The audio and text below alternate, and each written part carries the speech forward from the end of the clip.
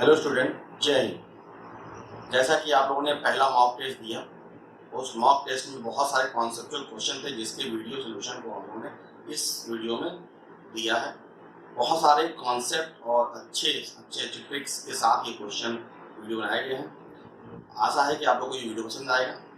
और पिछले mock test में बहुत सारे बच्चों ने हमसे ये कहा कि सर आप इस मॉक टेस्ट में थोड़ा सा एक एक्स्ट्रा फीचर ऐड करें, क्वेश्चन के साथ साथ उसका वीडियो सोल्यूशन तुरंत ही देंगे। क्वेश्चंस के लिए आपको टाइम मिलेगा 30 सेकंड या 45 सेकंड या जितने सेकंड मिलेंगे, उस सेकंड के अंदर आपको क्वेश्चन करना होगा और तुरंत वीडियो सेशन उसके तुरंत बाद में इस प्रकार आप लोग को आप इस प्रकार से नया वीडियो सोल्यूशन जो आपको है वो चालू करेंगे। क्वेश्चन नंबर 1, प्रेशर दाब P बराबर क्या होगा।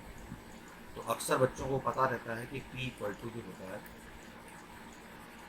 वो होता है F अपॉन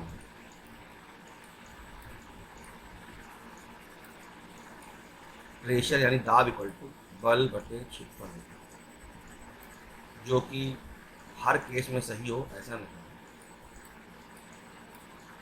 यहाँ पर F जो होता है वो होता है लंबवत बल, तल के लंबवत बल एकांक क्षेत्रफल पर यूनिट सरफेस एरिया पर लगने वाला लंबवत बल होगा, तो P equal to F upon है। इसलिए पहला ऑप्शन या दूसरा ऑप्शन सही नहीं है।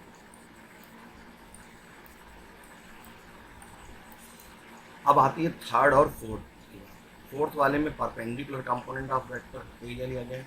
तो एरिया का अगर परपेंडिकुलर कंपोनेंट लिया जाए तो वो हमेशा 0 है।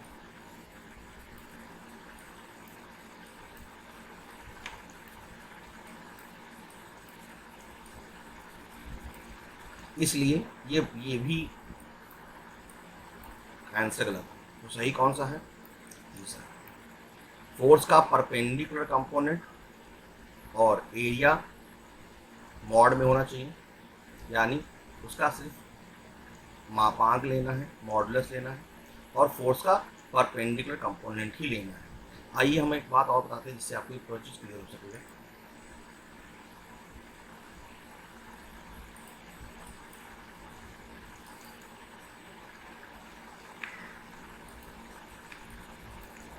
चलिए अब देखिए, जैसे कि अगर हमारे पास एक सरफेस है जिसका एरिया ए है और उस पर लगने वाला फोर्स F है, तो उस सरफेस लगने वाला फोर्स F है और एरिया ए है, तो P equal to F upon A गलत आंसर होगा। सही आंसर क्या होगा उसके लिए आप देखिए, तो इसके हम लोग को करना पड़ता है कंपोनेंट। क्या लेना पड़ेगा? इसका घटक लेना पड़ेगा। अगर ये एंगल कितना हो, थीटा हो, तो इसका perpendicular component of the surface, तल के लंबवत जो घटक होगा वो होगा F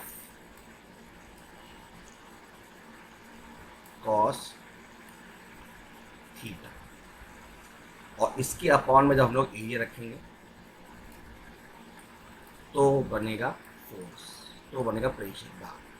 तो दाब के लिए हमेशा लंबवत घटक ही लिया जाता है, इसलिए ऑप्शन नंबर सी ही सही है। आइए बढ़ते हैं next question.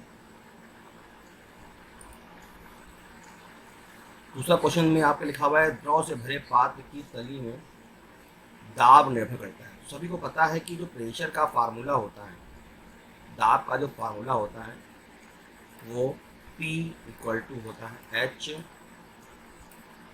B G HD। और अगर आप ध्यान से देखें तो यहाँ पर G भी है, H भी है और नेचर ऑफ लिक्विड यानी डेंसिटी भी है, और इन तीनों पे ही ये डिपेंड करता है। इन तीनों पे डिपेंड करता है, इसलिए ना ये आंसर सही होगा, ना ये आंसर सही होगा, ना ये आंसर होगा। बिकॉज पूछा गया है कि liquid does not depends on, किस पे निर्भर नहीं करता है। पूछा गया है किस पर निर्भर नहीं करता है, अक्सर बच्चे इस पर ध्यान नहीं देते हैं। पूछा गया है किस पे निर्भर नहीं करता है, डज नॉट डिपेंड्स, इसलिए सही आंसर क्या होगा? सही आंसर होगा सी, तलिंग क्षेत्र पर निर्भर नहीं करेगा, कोई फॉर्मूले में कहीं पर भी एरिया नहीं। अब बढ़ते हैं हम लोग नेक्स्ट क्वेश्चन की तरफ। Question number 3।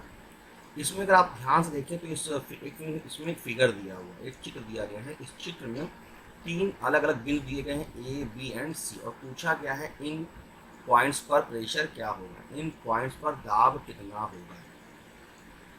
तो अगर आप लोग ध्यान से देखें तो जैसा कि इस फिगर में आपको कुछ सर्टेन हाइट्स दिखाई गई हैं, पर हाइट या डेप्थ दिखाई गई है, ऊंचाई या गहराई दिखाई गई, तो इसका कोई भी इस क्वेश्चन से लेना देना नहीं है। ये सिर्फ आपको कंफ्यूज करने के लिए दिया गया है। अगर आप ध्यान से देखें तो वाटर में हम लोग ध्यान से देखें तो यहाँ पर कुछ डॉटेड लाइंस दिखाई जाती हैं। इन लाइंस का मतलब वाटर का सिंबल तो है ही, लेकिन एक बहुत ही इंपॉर्टेंट पॉइंट है जो आपको ध्यान देना है। इनको ध्यान दीजिए। ये जो आप लाइंस देख रहे हैं, ये जो आप लाइन देख रहे हैं, ये लाइंस जो हैं वो सिर्फ वाटर को रिप्रेजेंट करने के लिए नहीं है,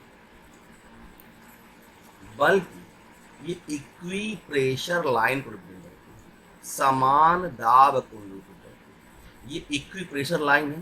द्रव के अंदर ये जो लाइंस होती हैं, डॉटेड्स होते हैं, ये इक्वी प्रेशर लाइंस होते हैं। ये लाइन जो होती है वो ये व्यक्त करती हैं कि इस पॉइंट पर कोई भी 3 बिंदु हों या 4 बिंदु हों, सभी का प्रेशर सेम होंगे। तो यहाँ पर आप ध्यान दें तो ए, बी, सी तीनों सेम लाइन पर हैं, इसलिए तीनों के प्रेशर सेम होंगे। इसलिए कौन सा आंसर सही होगा इसमें? बी ऑप्शन सही होगा। तीनों पे पॉइंट पर प्रेशर सेम होगा, क्योंकि यहाँ पे जो लाइन है ये बहुत इंपॉर्टेंट पॉइंट है। ध्यान रखिए कि ये जो डॉटेड बने होते हैं ये इक्वी प्रेशर लाइन है, समान दाब को निरूपित करते हैं। जल का सिंबल तो है ही है और समान दाब को भी निरूपित करते हैं। अब बढ़ते हैं नेक्स्ट क्वेश्चन। नेक्स्ट क्वेश्चन में आपके पास यह है कि डिफरेंट आपके पास वेसल्स हैं जो चित्र में बने हुए हैं, और डिफरेंट वेसल्स जो हैं उनमें इक्वल अमाउंट ऑफ वाटर भरा हुआ है। तो अगर equal amount of water in तीनों शेप में भरा जाएगा, और यहाँ पे तीनों का जो सरफेस एरिया है वो सेम है, अमाउंट ऑफ वाटर भी सेम है, तो सरफेस एरिया सेम है, अमाउंट ऑफ वाटर सेम है, तो बहुत लोग सोचेंगे कि mg सेम है, एरिया सेम है, तो प्रेशर सेम होगा। पर आपको पता होना चाहिए कि जो प्रेशर है, लिक्विड प्रेशर, खासकर द्रव दाब जो है वो इस बात पे डिपेंड नहीं करता कि एरिया सेम है, इस बात पे डिपेंड नहीं करता कि अमाउंट सेम है, इस बात पे डिपेंड करता है कि कितनी हाइट तक, कितनी डेप्थ तक, कितनी गहराई तक द्रव भरा हुआ है। इस बात पर निर्भर करता है कि किस प्रकार का पदार्थ भरा हुआ है। तो यहाँ अगर ध्यान देखें तो यहाँ पे सब में डेंसिटी तो सेम है, मटेरियल सेम है, पर सबकी हाइट सेम नहीं होगी। इस फिगर में जरूर दिखाया गया है, लेकिन यहाँ पर अगर आप ध्यान से देखेंगे तो यहाँ पे एक बहुत ही इंपॉर्टेंट पॉइंट दिया है कि यहाँ पे सेम वॉल्यूम भरा गया है, सेम वॉल्यूम भरा गया है, समान आयतन भरा गया है, तो सबकी हाइट सेम नहीं होगी। सबसे ज़्यादा हाइट ए में होगी। सबसे ज़्यादा हाइट ए में क्यों होगी? क्योंकि ए जो है वो सकरा है, सकरा होने के कारण सबसे ज़्यादा हाइट ए में होगी। सबसे ज़्यादा एच ए की हाइट होगी, उसके बाद एच बी की होगी, उसके बाद एच सी की होगी। तो सबसे ज़्यादा प्रेशर ए में होगा, उसके बाद बी में होगा, उसके बाद सी में होगा। इसलिए कौन सा सही होगा? अतः इसका आंसर ए सही होगा। बढ़ते हैं नेक्स्ट क्वेश्चन की तरफ। क्वेश्चन नंबर 5 में जी के मान में 2% कमी दी गई है। जब भी जी के मान में या किसी भी वैल्यू में 2% से 10% से यदि कम की कमी हुई है या वृद्धि हुई है, तो हमेशा हम परसेंटेज का फॉर्मूला इस्तेमाल करते हैं। जैसा कि आपके सामने h इक्वल टू दिया है P upon D G, h equal to दिया है P upon D G, h equal to P upon D G को अगर हम लोग परसेंटेज के फॉर्म में चेंज करें तो मिलेगा h% equal to minus g% और अगर आप ध्यान से देखें तो यहाँ पे जी के मान में 2% की कमी हुई है, जी के मान में 2% की कमी हुई है, तो जी इक्वल टू लिखेंगे -2%।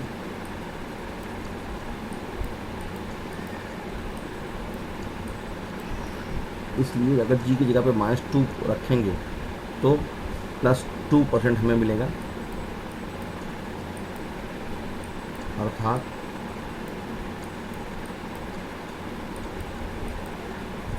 %2 की वृद्धि हो जाएगी। आइए बढ़ते हैं नेक्स्ट क्वेश्चन पर। ध्यान रखिएगा, इस तरह के क्वेश्चन में परसेंटेज वाला कॉन्सेप्ट हम लोग इस्तेमाल करते हैं। आइए बढ़ते हैं नेक्स्ट क्वेश्चन पर। नेक्स्ट क्वेश्चन जो है हम लोगों ने थोड़ा सा टेक्निकल लिया है। इस टेक्निकल पार्ट में ये है कि हम लोग क्या कर रहे हैं कि हम लोग एक लिफ्ट में एक बैरोमीटर रखा हुआ है और एलिवेटर में रखा हुआ है, उस एलिवेटर को इसी एक्सीलरेशन से ऊपर की ओर एक्सीलरेट कर रहे हैं। जब भी इस तरह का क्वेश्चन मिलता है जहाँ पे द्रव से भरे पात्र को एक्सीलरेट किया जा रहा है और अपवर्ड या डाउनवर्ड या कुछ भी, तो उस केस में आपको ये ध्यान रखना है कि प्रेशर कितना प्रोड्यूस होगा। तो आइए देखते हैं कितना प्रेशर प्रोड्यूस होगा। तो पहला जो पॉइंट है वो ये है कि अगर वेलोसिटी 0 है या कांस्टेंट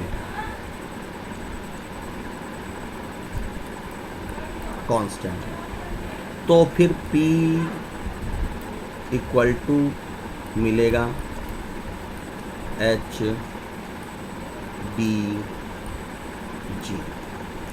सेकंड पॉइंट, अगर A एक्सीलरेशन से कोई भी चीज़ ऊपर की तरफ मूव कर रही है, अगर A एक्सीलरेशन से अगर कोई ऑब्जेक्ट ऊपर की तरफ मूव कर रहा है, उसमें आपका पात्र रखा हुआ है द्रव से भरा हुआ, तो फिर P का फार्मूला होगा, बहुत इम्पॉर्टेंट है, ध्यान दें, P इक्वल टू होगा H D और ब्रैकेट में आएगा G प्लस A।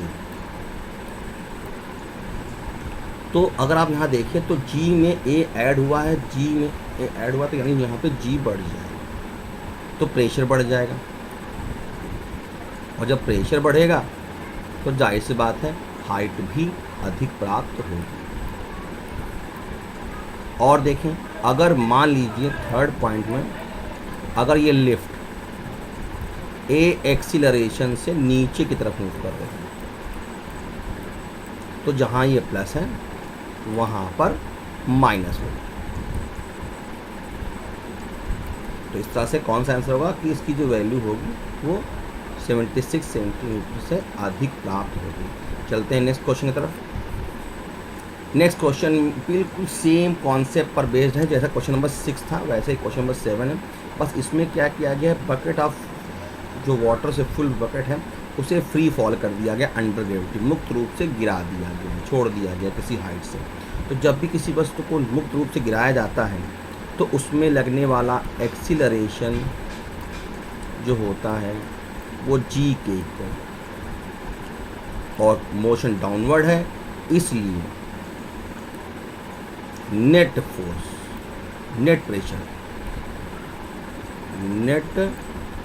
प्रेशर का फार्मूला होगा P नॉट वायुमंडलीय दाब प्लस H D ब्रैकेट में होगा G माइनस A, क्योंकि लिफ्ट नीचे की तरफ या पात्र नीचे की तरफ गिर रहा है, इसलिए ये फार्मूला होगा कुल दाब का, जो हमने पिछले कॉन्सेप्ट बताया था वो दाब का बताया था, ये कुल दाब। तो जो कुल दाब होगा तली पर, उसमें जैसे ही एक की जगह तो G रखेंगे तो ये वाला पोर्शन 0 हो जाएगा, ये वाला पोर्शन 0 हो जाएगा पूरा,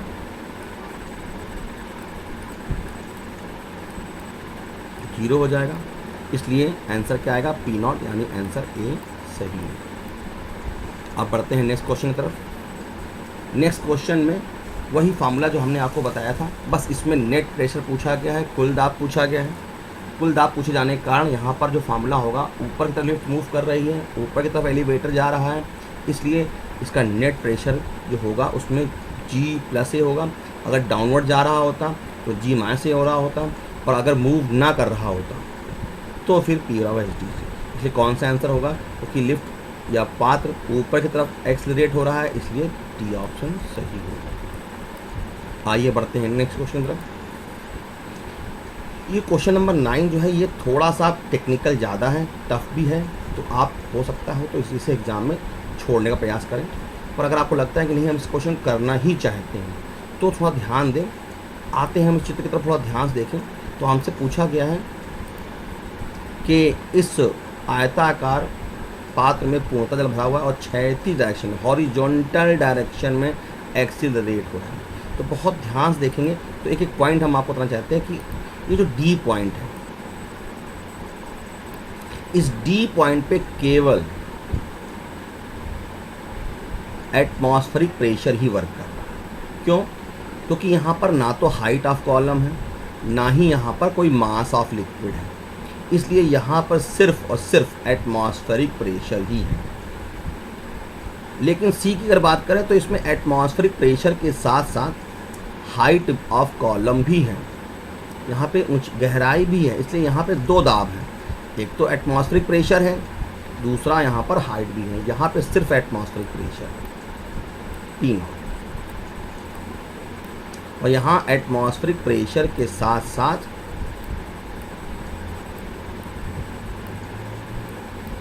प्लस HDG भी है। इस वाले पॉइंट की अगर बात करें तो यहाँ पर एटमॉस्फेरिक प्रेशर के साथ साथ H, अगर इसकी लेंथ L हो, H क्या L आएगा, LDG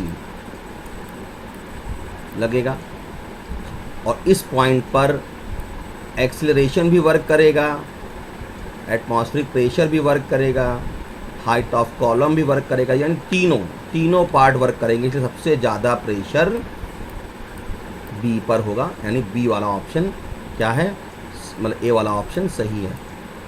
ए वाले ऑप्शन में ही बी लिखा हुआ है, इसलिए बी पॉइंट पर सबसे ज़्यादा प्रेशर होगा और डी पॉइंट पे सबसे कम प्रेशर होगा, क्योंकि डी पॉइंट पे ना तो ए का कोई इफेक्ट है, ना ही सी, ना ही हाइट का कोई इफेक्ट है, सिर्फ एटमॉस्फेरिक प्रेशर है।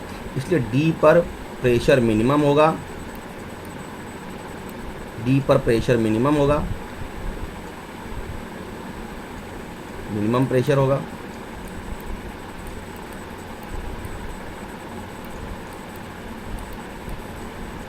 और बी पर प्रेशर सबसे मैक्सिमम होगा, बी पर प्रेशर मैक्सिमम होगा। ठीक है, तो आइए बढ़ते हैं नेक्स्ट क्वेश्चन की तरफ। नेक्स्ट क्वेश्चन भी यही है, उसमें भी पूछा गया है किस पॉइंट पे प्रेशर सबसे मिनिमम होगा। सबसे मिनिमम पॉइंट प्रेशर डी पर होगा, मिनिमम।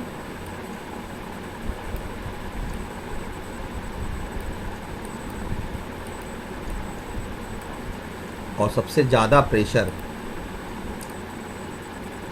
बी पर होगा। आंसर आप सही कर लीजिएगा, मैक्सिमम। तो इस वाले में मिनिमम पूछा गया, इसलिए आंसर ए ही होगा। पिछले वाले का भी आंसर ए था, इस वाले का भी आंसर ए है। चलिए अब बढ़ते हैं नेक्स्ट क्वेश्चन की तरफ। नेक्स्ट क्वेश्चन नंबर आपका 11 है। इस 11 नंबर क्वेश्चन में थोड़ा सा हम लोगों ने कॉन्सेप्ट को चेंज किया है। इस कॉन्सेप्ट में हम लोगों ने क्या किया है, हम लोगों ने, मैं चाहता हूँ कि आपको क्वेश्चन नंबर 11, 12 और 15 ये जो हैं इन क्वेश्चंस का कॉन्सेप्ट एक बार में ही दे दें। इसलिए आइए देखते हैं क्वेश्चन नंबर 11। क्वेश्चन नंबर 11 में हम लोगों ने क्या किया है कि दो अलग अलग लिक्विड लिए हैं जो नॉन रिएक्टेबल हैं, इसमें लिक्विड भरा हुआ है, दोनों की जो डेंसिटी है वो अलग अलग है, दोनों के मास अलग अलग हैं। यहाँ पे मान लो मास इसका m1 है, इसका मास m2 है।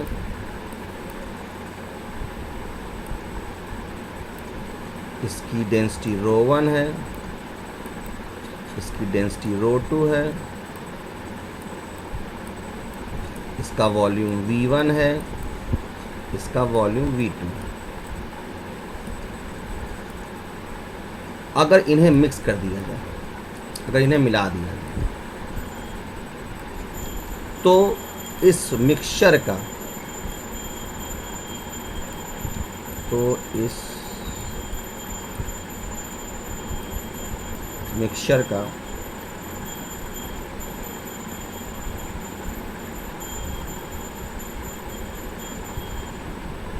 तो इस मिक्सचर की density of mixture equal to होता है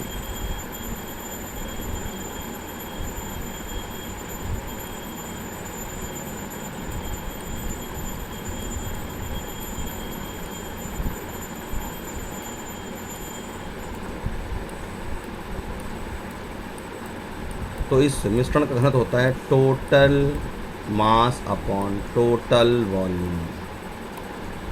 अगर दो अलग अलग नॉन रिएक्टेबल लिक्विड्स को आपस में मिक्स किया जाए और उन्हें आपस में मिला दिया जाए तो मिक्सचर की डेंसिटी होती है total mass upon total volume. पर पहला जो केस आपके सामने यहाँ पर आ रहा है कि अगर यहाँ पे मासेस सेम हो, क्या सेम हो, उनके मास सेम हो, द्रव्यमान समान है, मासेस आर सेम है, तो फिर जो डेंसिटी का फार्मूला है वो क्या है, तो जो मासेस अगर सेम है तो डेंसिटी का फार्मूला होता है rho of mixture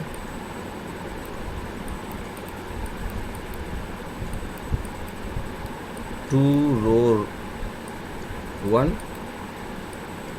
row 2 upon rho 1 plus rho 2।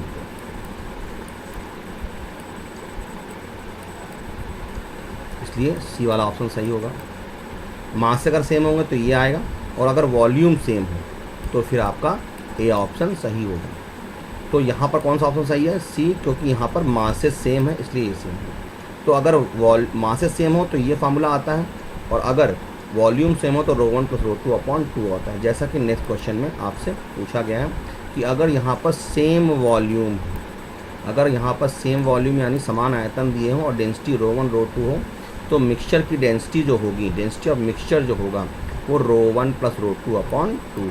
आइए बढ़ते हैं नेक्स्ट क्वेश्चन तरफ। नेक्स्ट क्वेश्चन से पहले हम लोग जरा क्वेश्चन नंबर 15 देख लें। 14 नंबर क्वेश्चन मिसिंग है तो 15 नंबर तक बढ़ते हैं। यहाँ पे जल की डेंसिटी आपको पता होनी चाहिए। डेंसिटी ऑफ वाटर हमेशा 1 ली जाती है ग्राम पर सेंटीमीटर क्यूब में, इसलिए यहाँ पर दिया नहीं कि आपको रखना पड़ेगा 1 है और यहाँ पर 2 है, और यहाँ पे वैल्यू सेम दी है। अब यहाँ पर ये नहीं बताया गया है, जैसे इंग्लिश वाले क्वेश्चन में तो दिया गया है कि मासेस सेम है, पर हिंदी वाले क्वेश्चन में कहीं पर भी यही नहीं लिखा कि वैल्यू सेम है। तो इस क्वेश्चन में दुविधा बच्चों को पैदा हुई, क्योंकि यहाँ पे कुछ भी नहीं लिखा है कि वैल्यू सेम है कि मासेस सेम है। तो अगर यहाँ पर वैल्यू सेम है, अगर वॉल्यूम सेम है, आयतन समान है, तो फिर आपका क्वेश्चन का जो आंसर होगा वो सी सही होगा। पर जैसे इस वाले क्वेश्चन में, इंग्लिश वाले क्वेश्चन में साफ साफ लिखा हुआ है कि मासेस सेम है, अगर मासेस सेम है तो फिर वो आंसर बी सही होगा। तो अक्सर बच्चे बहुत सारे कंफ्यूज हुए और आंसर में दुविधा उत्पन्न हो गई, क्योंकि यहाँ पर कुछ क्लियर कट हिंदी में मेंशन नहीं है, पर इंग्लिश में साफ साफ मेंशन है कि यहाँ पे मासेस आर सेम। तो जब मास सेम होता है तो फार्मूला होगा डेंसिटी का फार्मूला होगा, देखिए डेंसिटी का फार्मूला होगा रो 1 2 रो 1 की जगह 1 रखेंगे, रो 2 जगह 2 रखेंगे और अपॉन 1 प्लस 2 करेंगे तो आपको मिलेगा 4/3। तो अगर मासेस सेम हो तो आंसर 3 सही है। पर अगर वॉल्यूम सेम है, जैसा कि लिक्विड में वॉल्यूम ही लिया जाता है और यहाँ पे समान मात्रा यानी वॉल्यूम ही सेम लेंगे, तो हिंदी में के हिसाब से यहाँ पर आएगा रो 1 यानी 1 प्लस 2 अपॉन 2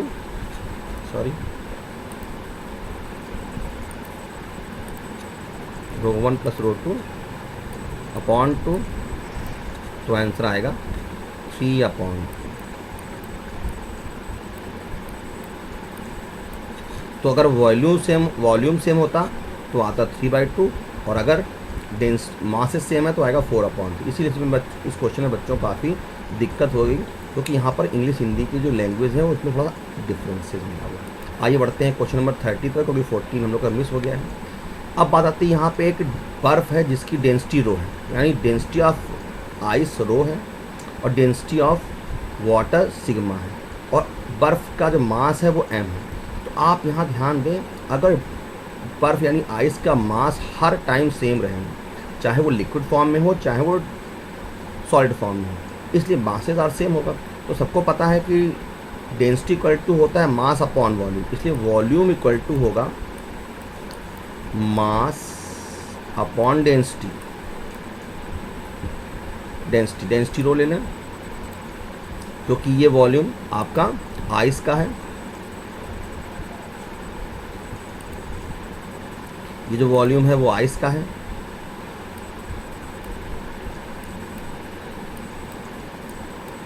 और अगर बात करते हैं वाटर की, तो वाटर के लिए जो फॉर्मूला होगा वॉल्यूम का होगा mass upon density of water.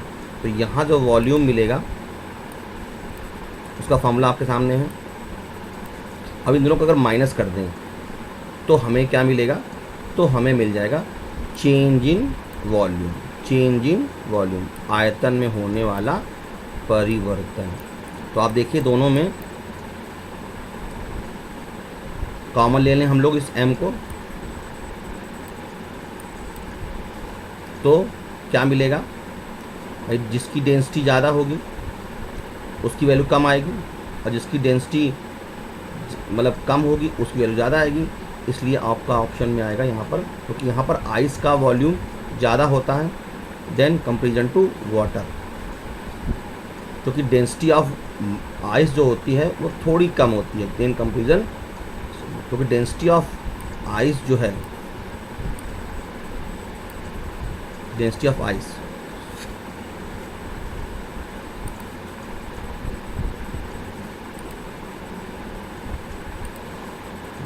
Ice जो होती है वो स्मॉल होती है देन डेंसिटी ऑफ वाटर। तो देखिए जिसका सिग्मा यहाँ पे हमारे ज़्यादा है तो ये वाली वैल्यू कम होगी, ये वाली वैल्यू ज़्यादा होगी। तो हम लोग इसमें से घटाएंगे तो m कॉमन ले लेंगे तो मिलेगा 1/ρ माइनस 1/σ।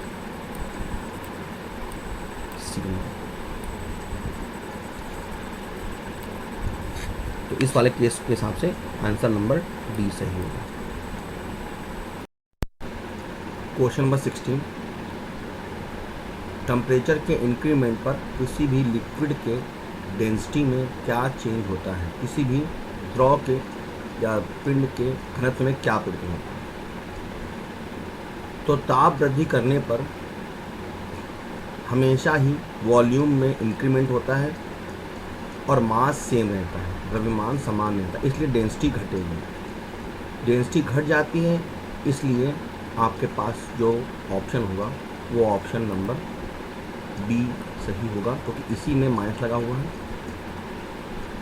और किसी में माइनस नहीं है। तो जो कमी होगी वो या नहीं, जो चेंज होगा वो होगा rho equal to ρ0 1 minus gamma d theta. वहाँ गामा आयतन प्रसार गुणांक है, डी थीटा टेम्परेचर में होने वाला चेंज, और ये जो P0 है ये इनिशियल डेंसिटी है, ρ0 जो है वो इनिशियल डेंसिटी है। तो याद रखिएगा कि जब भी टेम्परेचर बढ़ाते हैं तो वॉल्यूम इंक्रीज़ करता है, मास सेम रहता है, जबकि डेंसिटी घट जाती है। बढ़ते हैं नेक्स्ट क्वेश्चन की तरफ। नेक्स्ट क्वेश्चन में आपके पास 3 लिक्विड दिए गए हैं, 3 प्रकार के द्रव दिए गए हैं, जिनकी डेंसिटी D, 2D, 3D है, वॉल्यूम सेम है। हमें याद है हम लोगों ने पिछले में कॉन्सेप्ट में क्वेश्चन पढ़ रखा है कि अगर वॉल्यूम सेम हो तो डेंसिटी ऑफ मिक्सचर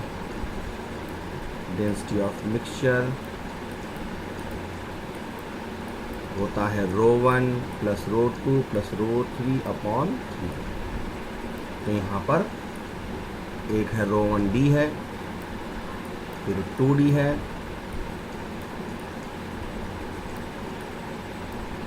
फिर 3D है, और इनको जोड़ेंगे तो 60 आएगा। 60 अपॉन अगर 3 करेंगे तो आंसर आएगा 2। सही आंसर है 2D यानी बी। बढ़ते हैं नेक्स्ट क्वेश्चन की तरफ।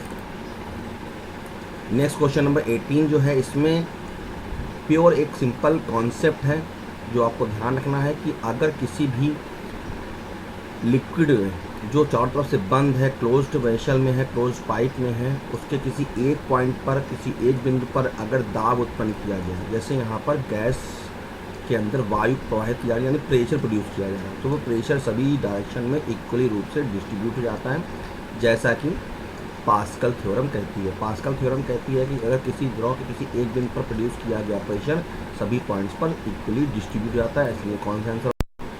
क्वेश्चन नंबर 19 में झील की तली में एक एयर बबल है जिसकी रेडियस r है, बॉटम पे रेडियस r है, और जैसे ही वो सरफेस पे पहुंचती है तो उसकी रेडियस 2r हो जाती है। तो इस पूरे प्रोसेस में अगर आप ध्यान से देखें तो कहीं पर भी टेम्परेचर कोई चेंज नहीं है, और जब टेम्परेचर में कोई चेंज नहीं होता है तो हम लोग वहाँ पर इस्तेमाल करते हैं बॉयल्स लॉ, P1 V1 बराबर P2 V2। तो अगर आप ध्यान से देखें तो जो बॉटम पर प्रेशर होगा वो P प्लस H dg के बराबर होगा। P यहाँ पर हाइट ऑफ कॉलम है, द्रव के स्तंभ के बराबर दिया, सेंटीमीटर में दिया है, जल के स्तंभ के बराबर दिया है गया, और द्रव जल की डेंसिटी H, जल की डेप्थ H ले ली है हमने। तो P प्लस H dg ये होगा बॉटम पे प्रेशर, और सरफेस पे प्रेशर केवल P dg होगा। तो और सरफेस पर जब बबल पहुंचा तो उसकी रेडियस 2r हो गई है, तो वहाँ पर वॉल्यूम होगा 4/3 पाई इंटू 2r3, और यहाँ होगा 4/3 पाई r3। तो ये 4/3 तो कैंसिल हो जाएगा, dg भी कैंसिल हो जाएगा। तो अगर आप ध्यान से देखें तो r³ भी कैंसिल हो जाएगा, तो सिर्फ 2 बचेगा, 2 का क्यूब हो जाएगा 8। तो यहाँ मिलेगा P plus H equal to 8P,